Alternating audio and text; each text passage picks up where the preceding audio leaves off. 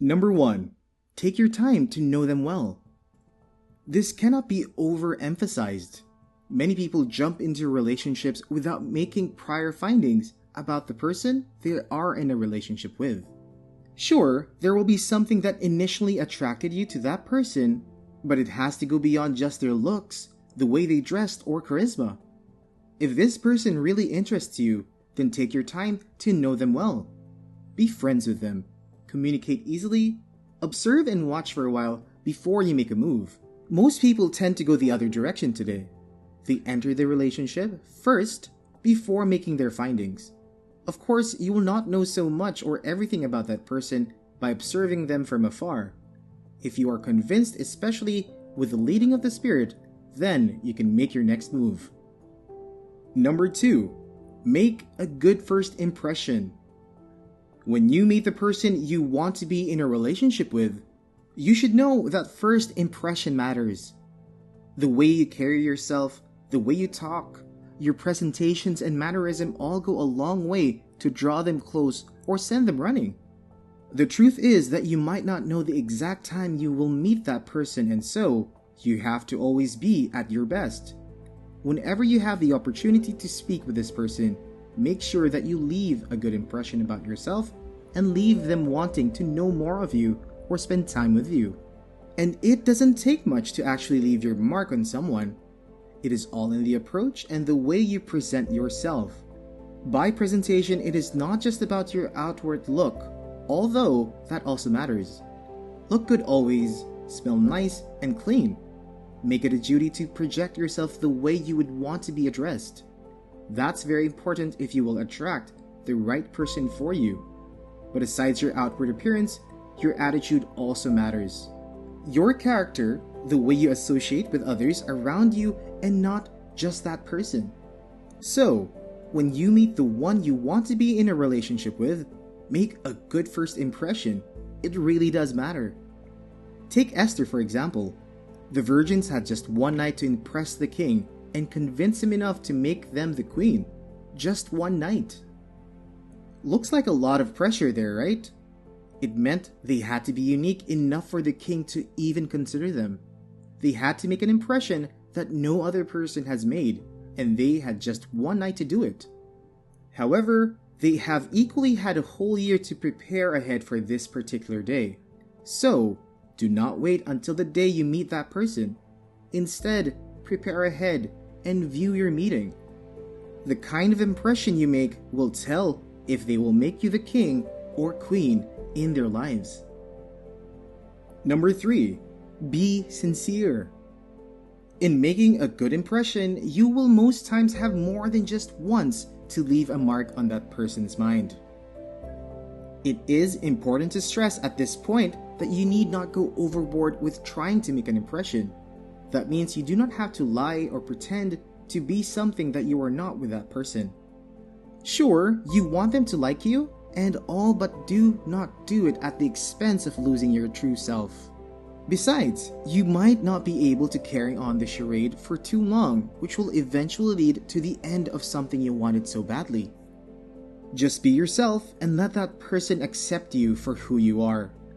Be transparent enough and let them know what they are getting themselves into or what they should be expecting in their relationship. So many people raise the standard at the initial meeting and are unable to keep up later on. That is why it is important to be prepared ahead of time. You do not start working on those things you want that person to see when you meet them. It should have been a part of you even before then. That way, you do not have to fake anything. You bring your best to the table, but you know that it is part of who you are and not just a role you are playing. Resist the urge to go over the top or tell a lie. Do not lead the person on when you know you cannot meet up to those standards. Let them see the real you, and you can be sure that they will stay if they are meant for you. Otherwise, you can always move on and find someone who will love and accept you just the way you are. It saves you a lot of heartbreaks and headaches later on. Many do not just realize that you cannot build a relationship on lies and pretense and expect it to work out. Things just do not work that way. So, Have that at the back of your mind when you meet someone you want to be in a relationship with. Come out clean and be sincere. It does not mean you have to reveal everything about yourself at once. No, that will be a fatal mistake, as you might find out that person is not what you thought them to be in the first place. However little you do reveal or show of yourself should be the truth. It should be the authentic part of you. Just be yourself and be sincere. It will not hurt anybody in the end. Number 4, be accommodating or hospitable. Being accommodating is very important. Otherwise, how else do you want to draw that person to you? If you are not accommodating, you will end up chasing them away instead of attracting them. This has more to do with the kind of person you are than you meeting the right one. You do not develop tolerance all of a sudden, neither do you become hospitable at a whim.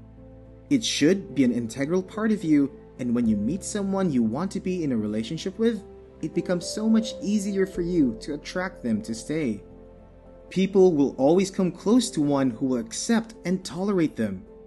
It's a method that has always and will always work in drawing people close to you. Rebecca in the scriptures was able to get the one for her because she was hospitable. We could say that it was something of a divine arrangement, but she also had a part to play in facilitating the whole process. She had never met Abraham's servant at any point up till that time, yet she accommodated his request for a drink. And she did not stop there. She went on to draw water for his flocks as well. That singular act gave her access to the right one for her. And people can always tell when you are just trying to pretend or act. Remember, this is someone you want to be in a relationship with, someone you want to spend the rest of your life with. Whatever you do now is just a sign of what is to come. That means if you are not accepting and hospitable in the first place, then there's nothing for them to look forward to, and they will most likely bail out. Your hospitality draws them closer and makes them want to stay. It sends a message that they are loved and accepted, and you can be sure that they would reciprocate in like manner sooner or later. Number 5, bring them into your inner circle. Another thing to do is that you include them into your life by introducing them to the people that matter to you. That means you make them known to your close friends and family. At this point, you really have to be sure that they are the one for you. By bringing them close, you are only making it clear that you want them in your life, and not just for the meantime, but forever. It has a way of providing that person with a sense of security and an assurance of your intentions for them. As long as they feel the same way for you, draw them into your inner circle and make them an integral part of your life. Family is important, and so introducing them to members of your family will say a lot to that person. Besides, it keeps you accountable to certain people, giving the relationship a kind of seal. But do not make the mistake of being all over the person. Take it one step at a time. Find your pace in the relationship and work things out in a way that is most fitting for the both of you.